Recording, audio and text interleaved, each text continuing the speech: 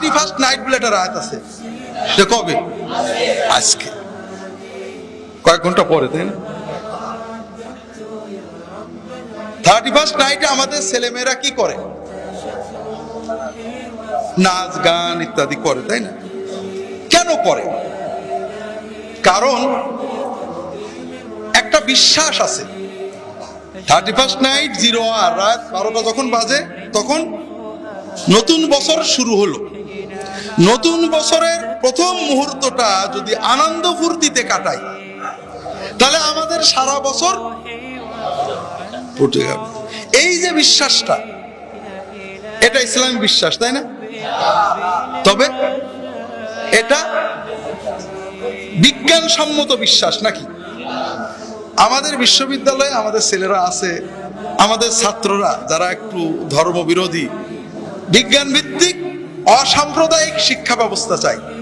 তার মানে কোরআন শরীফটা পড়া যাবে না, এসব পড়া যাবে না, বিজ্ঞান ভিত্তিক শিক্ষা চাই। সেই বিজ্ঞান ভিত্তিক বিজ্ঞানে কি বলে? পহেলা বৈশাখে এসো হে বৈশাখ, এসো হে বৈশাখ। বিজ্ঞান তো বলে যে বৈশাখ ডাক দিলে শোনে, ঠিক না? বিজ্ঞান বলে না বৈশাখকে ডাক দিলে শোনে না? আর বৈশাখের তো ক্ষমতা আছে সব জরা জঞ্জাল উড়িয়ে নিয়ে চলে যাওয়া, ঠিক না? আছে না? এটা হলো না ইহুদি নাসারাদেরও না, এটা হলো প্রাচীন প্যাগানিজম, প্রকৃতি পূজা। অতীত যুগে অসভ্য জঙ্গলি মানুষেরা যখন বৃষ্টি হতো না তখন গায়ে কাদা মাখত। আমাদের দেশে একসময় ছিল।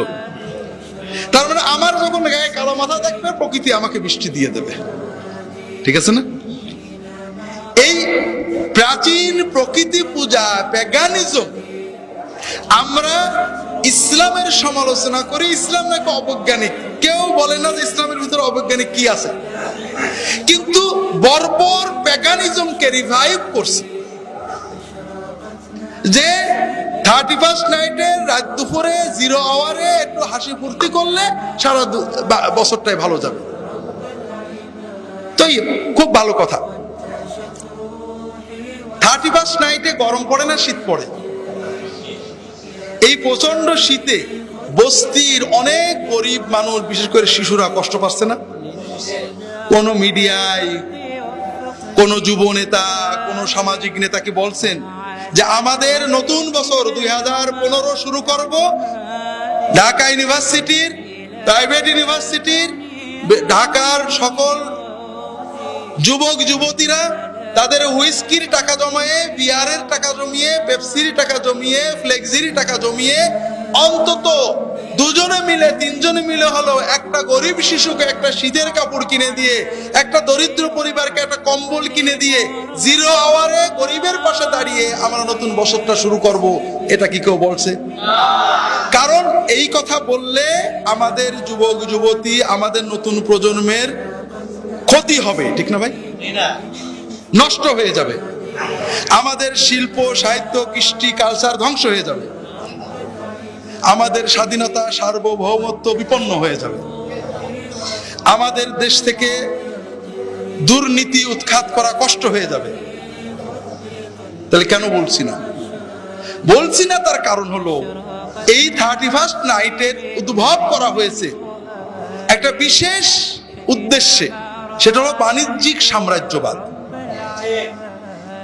সারা বিশ্বের মানুষকে ভোগের নামে উদ্বেলিত করে তাদের সকল সম্পদ ছিনিয়ে নেওয়া। এর দ্বারা 2টো উদ্দেশ্য হাসিল হয়। একটা হলো ওরা ভোগবাদী হয়ে যায়, খাও দাও ফুর্তি করো, খাও দাও খাও দাও, কাজে ওরা শুধু কিনবে আর আমরা টাকা জমাবো। আর দ্বিতীয় হলো ওরা যখন ভোগবাদী হয়ে যায় ওদের ভিতর থেকে মানবতা, মানবীয় মূল্যবোধ, স্বাধীনতা, স্বকীয়তা, ধর্ম এগুলা থাকে না। ওরা যেমন একটা কুকুর, যেমন একটা গরু ভালো খেতে দিলেই পোষ মানে, ওরাও তেমনই পোষ মানে।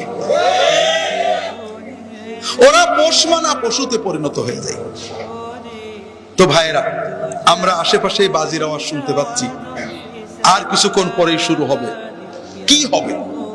আমি মাঝে মাঝে, আমার এই বিষয়টা আলোচনার উদ্দেশ্য ছিল না, কিন্তু আপনাদের বুঝতে হবে যে এটা কোরআনের আলোচনার মূল বিষয়। সকল দাওয়াতের মূল একটা বিষয় হলো অশ্লীলতা বন্ধ করো, কারণ মানবতা টিকানো যায় না।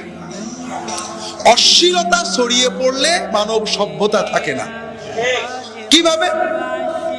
আধুনিক সভ্যতায়ও হিরোইন পাচার করলে মৃত্যুদণ্ড দেওয়া হয়, জানেন না? কারণ হিরোইন খেলে মানুষ শেষ হয়ে যায়, হিরোইন খেলে ব্যক্তি মানুষ শেষ হয়, আর সমাজে অশ্লীলতা চললে পরিবার শেষ হয়, মানব সভ্যতা শেষ হয়ে যায়।